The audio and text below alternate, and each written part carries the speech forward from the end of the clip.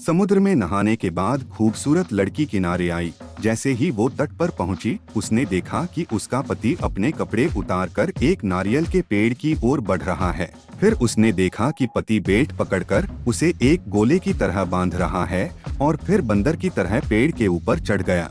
महिला थोड़ी उलझन में थी। उसे लगा कि उसका पति इतनी ऊंचाई पर चढ़कर उसे झांकने की कोशिश कर रहा है, लेकिन जब वह नजदीक पहुंची तो उसने अपने पति को किसी दूसरी औरत से फोन पर बात करते हुए सुना। यह देखकर महिला को बहुत गुस्सा आया। इतनी खूबसूरत पत्नी होते हुए भी उसका पति किसी और से अफेयर कर रहा है। पति को पेड़ पर देखकर उसने कोई हड़बड़ी नहीं दिखाई।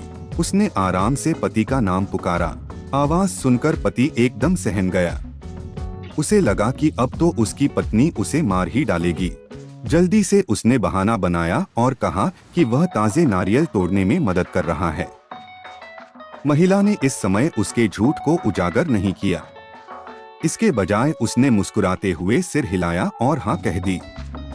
लेकिन रात में जब पति गहरी नींद में सो गया, महिला ने चुपके से अपने पति का फोन निकाल लिया और समुद्र में दूर खड़ी याच नाव की ओर देखा। तभी महिला के मन में एक भयानक विचार आया। अगले दिन आदमी पागलों की तरह समुद्र में याच ढूंढ रहा था। जब तक वह थक नहीं गया तब तक वह याच को ढूंढता रहा। थक कर हार मानने के बाद वह तट पर वापस आ गया। महिला उसके पास आई और कहा, चिंता मत करो, हमारा यह द्वीप इतना दूर नहीं है। कुछ ही समय में कोई न कोई हमें बचाने आ जाएगा। महिला की बात सुनकर पति को राहत तो नहीं मिली, लेकिन उसे शक जरूर हुआ कि उसकी नाव यूं ही बहकर नहीं गई होगी। अब दोनों के मन में अपने अपने रहस्य थे। महिला ने बहाना बनाया कि वह कुछ फल लाने के लिए जा रही है ताकि भूख मिटाई जा सके। जैसे ही वह जंगल में घुसी, वह फल ढूंढने के बजाय तेजी से द्वीप के दूसरे छोर की ओर चली गई और एक गुप्त घाटी में जा पहुंची। दरअसल नाव पानी में बहकर नहीं गई थी, उसने ही इसे वहां छिपा दिया था।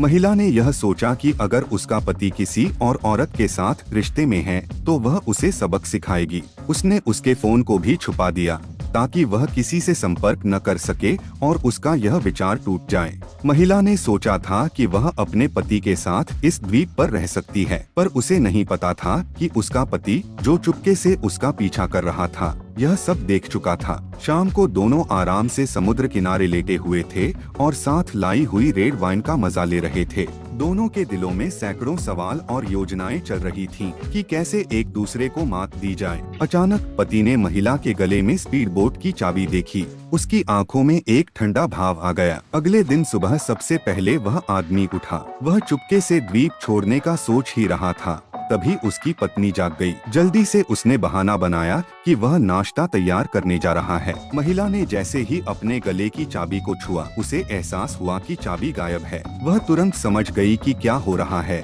और उठकर उसे पकड़ने के लिए दौड़ पड़ी। पति ने अपनी पत्नी को पेड़ की बेलों से बांध दिया और उसे वीरान द्वीप पर अकेला छोड़ने का इरादा कर लिया। पत्नी हैरान रह गई। उसे उम्मीद नहीं थी कि उसका पति इतना निर्दयी हो सकता है। जैसे ही उसने खुद को बेलों से आजाद किया, उसने देखा कि उसका पति स्पीड बोट पर चढ़ चुका था। पर वह घबराई नहीं, बल्कि पूरी शांति से अपने पास उपलब्ध कुछ सामान उठाए और जंगल की ओर चल पड़ी। असल में उसने पहले ही स्पीड बोट में छेड़छाड़ कर रखी थी। जैसे जैसे स्पीड बोट दूर जाती गई, पानी में बंधी रस्सी कसती चली गई। अंततः स्पीड बोट का इंजन टूट गया और पति पानी में गिर पड़ा। सौभाग्य से वह तैरना जानता था तो डूबने से बच गया और वापस किनारे तक पहुंच गया। इस बीच पत्नी ने पेड़ों की टहनियों से एक तीरकमान बना लिया था। अपने पति के लिए एक बड़ा सरप्राइज देने की तैयारी कर रही थी। थोड़ी ही देर में पति जंगल में वापस भागते हुए आया। शायद वह कुछ सफाई देने की कोशिश करना चाहता था, लेकिन इससे पहले कि वह कुछ कह पाता, पत्नी ने उस पर एक तीर चला दिया। वह वहीं स्तब्ध खड़ा रह गया, बिना किसी प्रतिक्रिया के।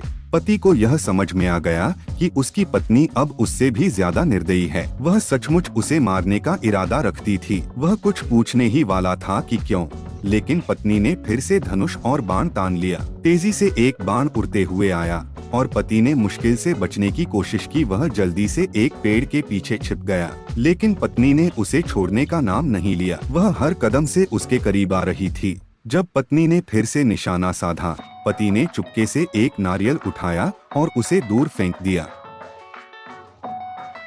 पत्नी ने जैसे ही नारियल को निशाना बनाया, वह तीर से उसे चीरते हुए गोली की तरह उड़ गया। यह मौका पाकर पति तुरंत वहां से भागने लगा। पत्नी ने उसे फिर से किया और इस बार उसने तीर को जमीन पर रखा, पास के पत्थर पर कदम रखा और फिर एक निर्णायक शॉट मारा।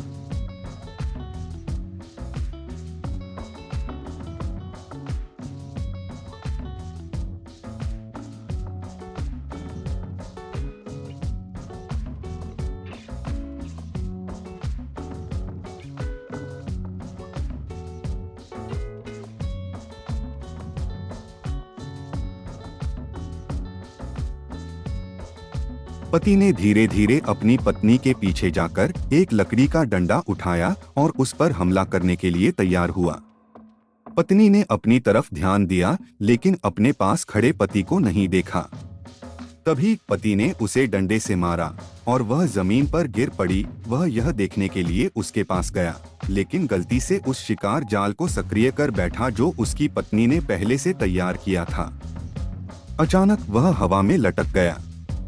कुछ देर बाद जब महिला को होश आया, पति ने सफाई देने की कोशिश की लेकिन पत्नी ने उसकी बात सुनने से इनकार कर दिया। उसने वहीं पड़े डंडे को उठाया और पति को सबक सिखाने का फैसला किया। तभी जंगल में कुछ कदमों की आहट सुनाई दी। पत्नी ने अपने पति की तरफ हल्की मुस्कान फेंकी, फिर डंडा फेंककर तुरंत भाग गई। पति को समझ में नहीं आया कि क्या हो रहा है। तभी जंगली आदमियों का एक समूह उसके सामने आ धमका। बिल्कुल बेबस होकर उस आदमी ने लकड़ी के बेड़े पर लेटे लेटे अपनी पत्नी के साथ बिताए हर पल को याद किया। वह सोच रहा था कि कैसे उसकी पत्नी ने ओलंपिक में भाग लेने का मौका सिर्फ उसके साथ रहने के लिए छोड़ दिया था। उसने एक आखिरी कोशिश करने की ठानी। वह किसी तरह अपने हाथों को खोलने में कामयाब हो गया और बेड़े के किनारे से निकलने की कोशिश करने लगा। उधर जंगल में उसकी पत्नी को आग में झोंका जाने वाला था। जंगली आदमियों ने जलती हुई मशालें उठा रखी थीं और चारों तरफ ढोल की आवाजें गूंज रही थीं। अचानक पति वहां पहुंच गया। जंगल के जंगली आदमियों को चकमा देते हुए उसने अपनी पत्नी को रस्सियों से आजाद किया और दोनों तेजी से भाग निकले। हालांकि रास्ता कठिन और डरावना था, दोनों ने हिम्मत नहीं हारी और एक दूसरे का साथ देते हुए सुरक्षित जगह की तलाश में भागते रहे। अंत में वे दोनों किसी तरह जंगल से बाहर निकलने में सफल हुए। इस खतरनाक अनुभव ने उन्हें एक नई शुरुआत का एहसास दिलाया और उन्होंने तय किया कि वे एक दूसरे को नया मौका देंगे और साथ रहेंगे। इस तरह इस जोड़ी ने एक बार फिर एक दूसरे का साथ दिया और जीवन की मुश्किलों का सामना करने का संकल्प लिया।